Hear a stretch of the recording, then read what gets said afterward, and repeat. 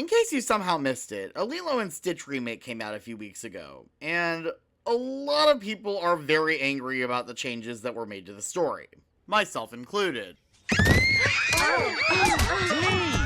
Please! Everybody calm down!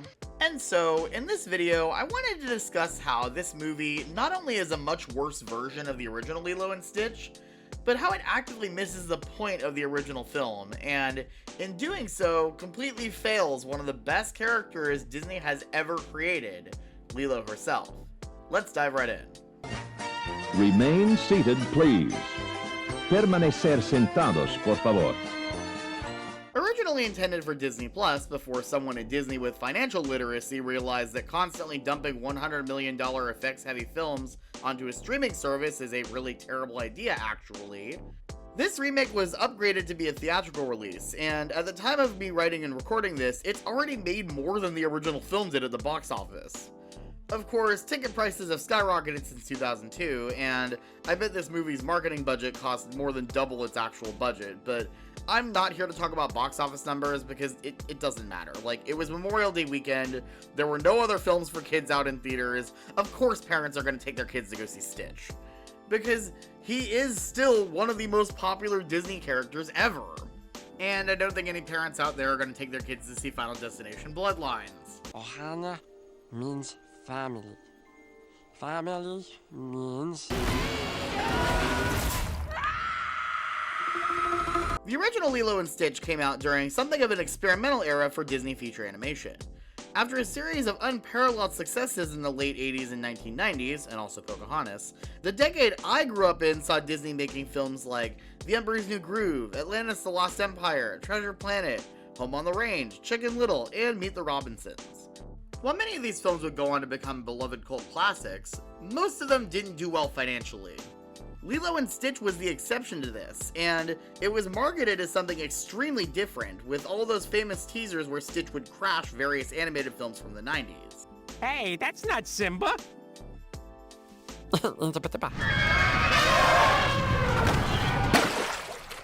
I was singing here.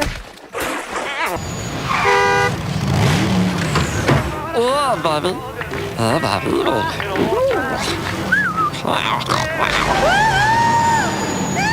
Hey! You get your own movie. Somebody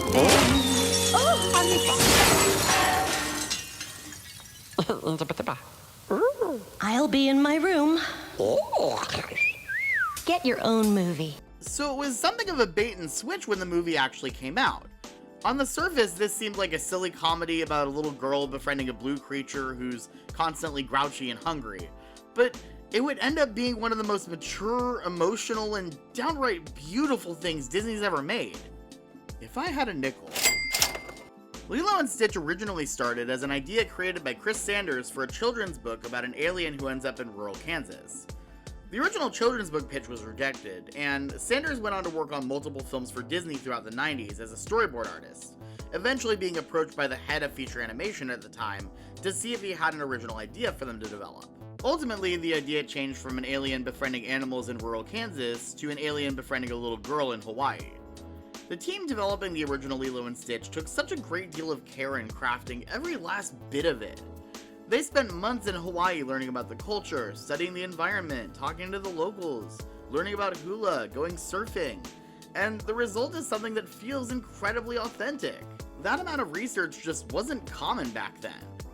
And a great deal of love and care was also taken towards the characters, with Lilo being the most important. They gave her so many unique quirks and interests. Of course, I think everyone's already made the connection that Lilo feeds Pudge the fish a peanut butter sandwich because she thinks he controls the weather and her parents died in a rainy car crash.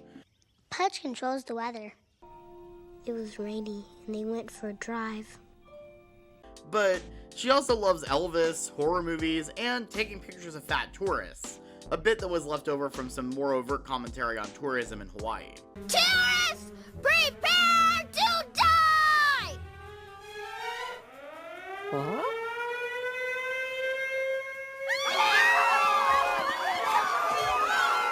She's also brutally honest and doesn't really get social cues. Lilo and Stitch came out when I was 5, It's always been one of my favorite movies, and Lilo's always been one of my all-time favorite characters.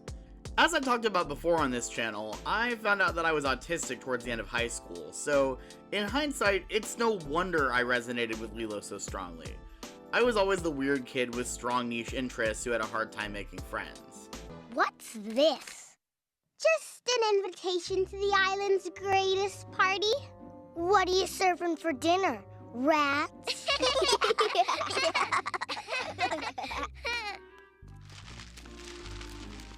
Okay, but you're gonna miss my slide presentation on modern day mummies. Seriously, she's so autistic and I love her so much. And what's really great is that Nani completely loves and accepts Lilo for who she is. She doesn't try to change Lilo, and she does everything she can to protect her and make her happy. People treat me different. They just don't know what to say. Did you lose your job because of Stitch and me? Nah, the manager's a vampire, and he wanted me to join his Legion of the Undead. The car accident and the loss of their parents meant that Nani was suddenly having to take on the role of mom to Lilo, and their relationship is the emotional core of the entire movie as they try their hardest to make things work. Lilo's biggest fear in the wake of her parents' death is being abandoned, left behind and forgotten. At the beginning of the movie, Nani is really all she has. They love each other so much, and you can tell that it would basically destroy the both of them to be split up. Ohana means family. Family means nobody gets left behind. But if you want to leave, you can. I'll remember you though. I remember everyone that leaves. Stitch is designed with the sole purpose of destruction, but he learns about the joys of life and the importance of family from Lilo and Nani, which leads him to want to search for his own family, only for him to realize that while he has no family in the traditional sense, Lilo and Nani are his family, his Ohana. It's little and broken, but still good. Yeah, still good. And of course, because it was so successful, Lilo and Stitch ended up spawning 3 direct-to-video sequels and an American TV series that was bookended by 2 of those sequels, and was basically Disney's version of Pokemon. All of these saw the entire original cast return, save for Dakota Fanning filling in as Lilo in Stitch Has a Glitch because DeVay Chase was already super busy with the series. The franchise continued with multiple international spin-offs because Stitch is freaking huge overseas, especially in Japan and China. They also replaced the extraterrestrial alien encounter attraction at Walt Disney World's Magic Kingdom with Stitch's Great Escape, which is widely regarded as one of the worst attractions Disney's ever done, and it closed permanently in 2018. Regardless, Stitch has always had a strong presence in the theme parks. Lilo and Stitch co-directors Chris Sanders and Dean DeBlois would eventually move over to DreamWorks and continue their creative partnership making the How to Train Your Dragon series. And Chris Sanders would even revisit his original idea for Lilo and Stitch with 2024's The Wild Robot. I remember seeing his name come on screen at the end of that movie and thinking, yep, that explains why I'm crying right now! Meanwhile, Dean DeBlois is actually directing the live-action remake of How to Train Your Dragon. If I had a nickel. But of course, as Disney continues to run out of beloved classics to pointlessly remake, they announced in 2018 that they'd be developing a live-action version of Lilo and Stitch. But the project showed some promise, as Dean Fleischer Camp, director of Marcel the Shell with Shoes On, was chosen as the film's director. Still, I love Lilo and Stitch so much because of the craft of it all. How beautiful the animation is, how it manages to perfectly balance silly comedy, action, and weirdness with some of the most emotionally grounded storytelling Disney's ever done. How on earth do you translate that to live action? Very poorly, that's how. Right off the bat, we're introduced to the Grand Councilwoman, who sounds spot on despite being played by a different voice actress, and Jumba, who sounds like somebody wandered into the wrong recording booth. I'm not going to dwell too much on the stuff with Jumba and Pleakley because I'm way more concerned about how the human characters were treated here, but obviously I have to mention the fact that Gantu was cut from the movie for budget reasons, and because it would look ridiculous for this giant land shark looking dude to be stomping around Hawaii. And so Jumba ends up being a full-blown antagonist in this movie. This not only ruins the entire third act, but it means that we don't ever get this important moment. 626 was designed to be a monster, but now he has nothing to destroy. What must it be like to have nothing? Not even memories to visit in the middle of the night. And furthermore, Jumba is so jovial and playful and fun in the original. And he's so proud of this little monster he's created. He got away? We don't ever really get that in this. If anything, he's more disappointed and resentful towards Stitch. Gee, I sure hope that won't be a running theme here. Also, Pleakley doesn't dress like a woman, which, you know, was an important part of his character in learning about Earth. And the stuff with the mosquitoes is barely mentioned. Oh, also, the pacing in this movie is atrocious. Like, every time they do stuff from the original, it feels like they're playing the movie on fast forward. But then all of the new stuff feels so bloated and drawn out.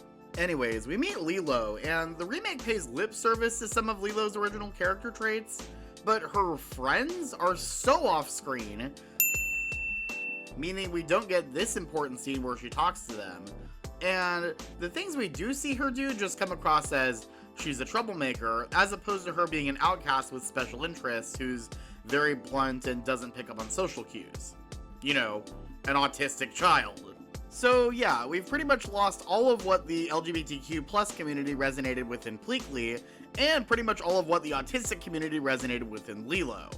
And of course, they introduced the idea of Nani going to school for marine biology in San Diego, even though there's literally no reason why she couldn't study marine biology in friggin' Hawaii. I think it might be a koala. An evil koala. There's also this kind grandmother aunt-like lady named Tutu, who was invented entirely to make this movie's new ending work. She's actually David's mother, or grandmother, played by Amy Hill, who played Mrs. Hasagawa in the original. One of the terrible changes that they made that kind of sums up what sucks about this movie as a whole is that Tutu is the one who lets Lilo pick out a dog. In the original, Nani took Lilo to adopt a dog because she heard her wish for a friend. And even though their finances sucked, she wanted to do something nice for her. Again, because she is a kind, loving sister. Here, their neighbor has Lilo pick out a dog. Like, lady, that's not your kid! And Nani is rightfully pissed that she did this without permission. I guess that they did this to give Nani more of a reason to want Stitch gone, but the whole thing in the original was that Stitch's behavior was so off the rails that Nani felt like she had no other choice, before Lilo reminds her about Ohana. I've talked before about how the best children's programming, and really by extension good parenting, is based around fully believing that young children are individuals with their own thoughts and feelings, and that they should be respected and taken seriously. That's exactly what Nani does with Lilo in the original film, and by extension, it leads to us respecting and empathizing with Lilo. Not only does the remake not do this, but Nani actually shuts Lilo down instead of lifting her up most of the time, and that includes this scene. We are not keeping this thing. Ohana means family. Family means nobody gets left behind. Why are you trying to go against what Mama and Papa said? Because we were left behind. This is reality. And I need you to start living in it. With me. I know. All that stuff sounds so nice. That is not reality. What an awful thing to say to your traumatized 6-year-old sister! Maya K. Aloha does an incredible job with what she's given as Lilo, but she and Nani's actress Signy Agudong have basically no chemistry. Nani is written so coldly towards Lilo in the remake, which is a stark contrast to how she acts in the original film. I don't ever buy these two as loving sisters. Then again, that was probably intentional. Anyways, Lilo almost drowns after the Hawaiian roller coaster ride scene, and they end up in the hospital. The social worker, who by the way is played by Tia Carrere, who played Nani in the original, says, "Well, you didn't sign yourself and Lilo up for health insurance like I told you to do earlier, so there's a way for the government to take care of all of this, but that means relinquishing your guardianship and putting Lilo in foster care." Gee, that doesn't even sound at all horrible. And Nani doesn't even argue about this. She just does it. Compare this to the original. You don't know what you're doing. She needs me. Is this what she needs? It seems clear to me that you need her a lot more than she needs you. Lilo and Nani's relationship is meant to parallel what's happened to many real indigenous families at the hands of the US government. A theme that's still very real and relevant today, by the way. That's why Nani sings Aloha away to Lilo before they're about to be separated. That song was actually written by the last Queen of Hawaii in 1883, and is a farewell song commonly associated with her yielding the monarchy to the American government in 1895 in the face of a coup staged by American and European influences, with the goal of preventing violence and protecting her people. Until we meet again. But as Calax and Cares Too Much discussed in her video about the Lilo and Stitch remake, the ending was changed because the director thought that Nani shouldn't want to put her life on hold to raise Lilo. Even though, at the end of the original movie, Nani gains more of a support system and is able to start doing things she loves again, like professional surfing. Marine biology. Because apparently, Nani is only valuable if she leaves Hawaii for a career. Never mind the fact that as a Hawaiian native, she could study marine biology for free at the University of Hawaii. But that would mean letting people know that there's something in Hawaii besides Honolulu and Aulani, a Disney Vacation Club resort. And look, I'm not going to sit here and say that there's no reasons for child services or foster care situations to exist. Because of course there are. And there's plenty of truly kind and compassionate people out there who work as social workers and are foster parents. They have a tough job to do, and I have an insane amount of respect for them. But when a family goes through a traumatic experience like losing a loved one, the family members who are left should not have to be forced to fight like hell to stay together. They should be given support. They should be shown compassion. It's insane to expect anyone who becomes a single parent overnight to be able to adjust without any issues. And what made the conflict in the original Lilo and Stitch so real is that Nani and Lilo had nobody else. Nani was just expected to fend for herself and Lilo. But in the remake, she already has people helping her and still proves to be a pretty lousy guardian to Lilo. What makes me particularly angry about this change is that the remake doesn't take much stock in the way Lilo feels about any of this.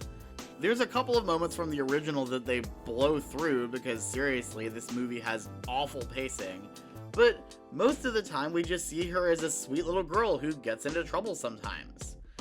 They cut the "I remember everyone who leaves" line. They cut the part where Lilo finds out that Stitch is, in fact, an alien. Literally, when the Grand Councilwoman is talking to him at the end, he still has only the 4 arms and his antennas down. I don't know if they just forgot to do that, or if it was a budget thing, or what. The movie doesn't seem to care how Lilo feels about the arrangement at the end. In fact, Lilo seems happy to be left behind by her sister so that she can go gaslight gatekeeping girl boss in California. There's no conversation. The closest we get to a tearful goodbye is the scene that they just copied from the original, and you're not even sure if Lilo actually understands what's happening when that scene is happening. And the absolute cowards who wrote this thing knew people with an ounce of media literacy, which unfortunately is not a strong majority of the audience, would have a problem with this ending. And they decided to have the cop-out of, oh, well, they can still see each other whenever they want because Nani has Pleakley's portal gun. And everyone who defends this ending is like, well, Nani didn't give Lilo to the state. She's with this sweet old grandmother lady. But, like, no, Lilo is still literally in foster care, and if anything happens to Tutu, the state can send her to live with a family in Iowa. And in Iowa, nobody studies marine biology. A friend of mine told me that Tutu actually does adopt Lilo, but just has to start out as a foster parent. If that's actually what happens, then the movie does a shit job of explaining it. But regardless, Tutu's existence makes Nani's fight to keep Lilo mean nothing. Because she could have just passed guardianship over to her from the beginning. Hell, she probably wanted to do that. So now, Nani can warp over and snuggle with Lilo whenever she wants, but doesn't have to deal with any of that pesky responsibility. Family's not actually worth fighting for. Just give up. It's easier. They'll still grant you visitation. Sometimes you try your hardest, and things don't work out the way you want them to. Sometimes things do have to change.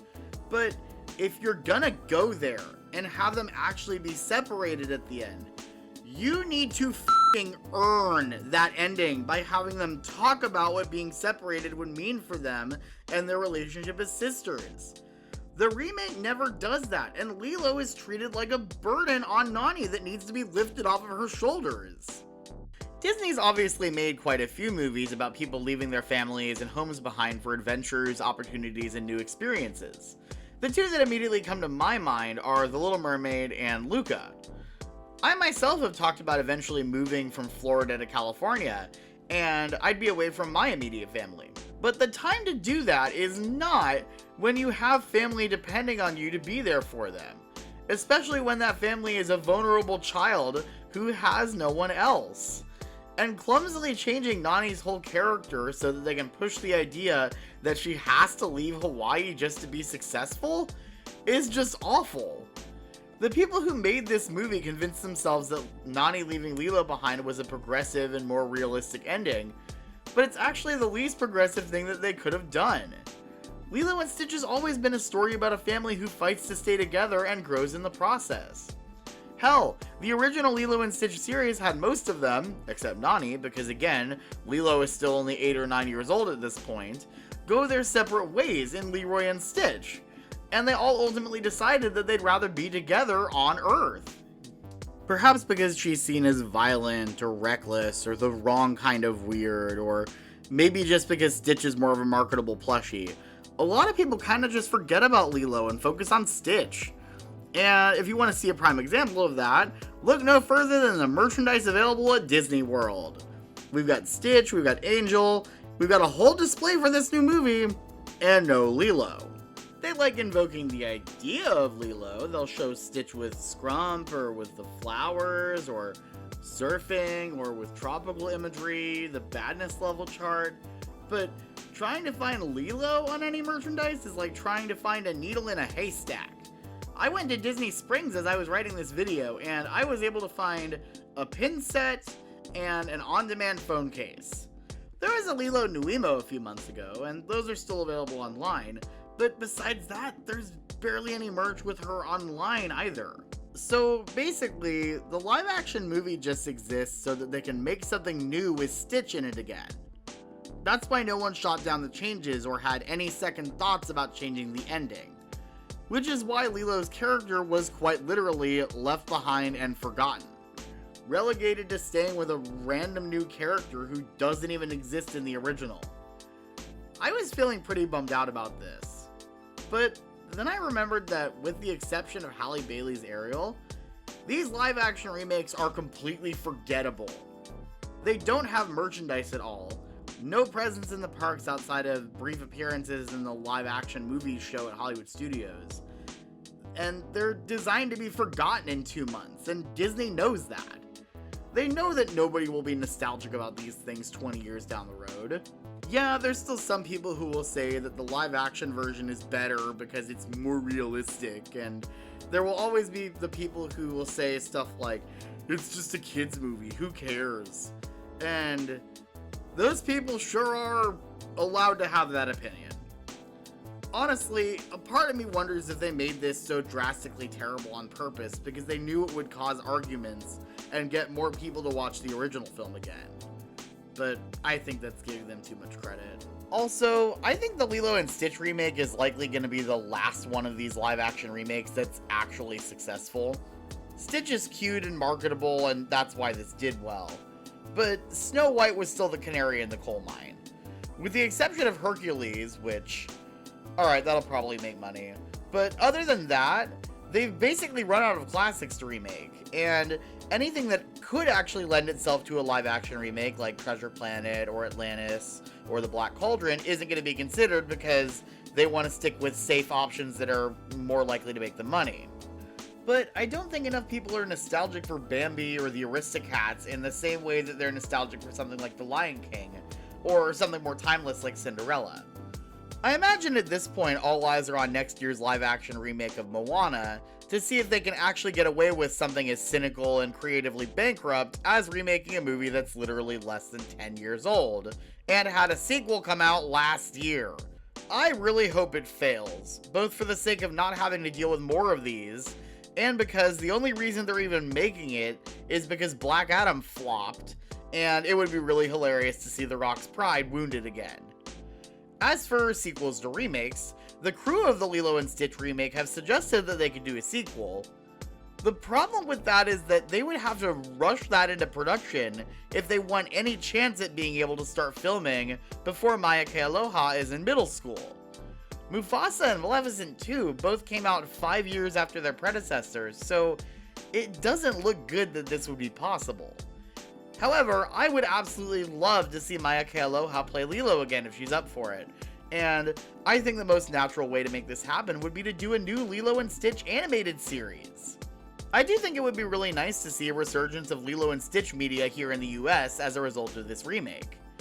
I just hope that they don't forget about Lilo in the process. So, I want to know, what's your favorite thing about Lilo and Stitch? And what do you think about these live-action remakes? Are you tired of them like I am, or do you like them? Let me know in the comments below. If you liked this video, be sure to leave a like and subscribe.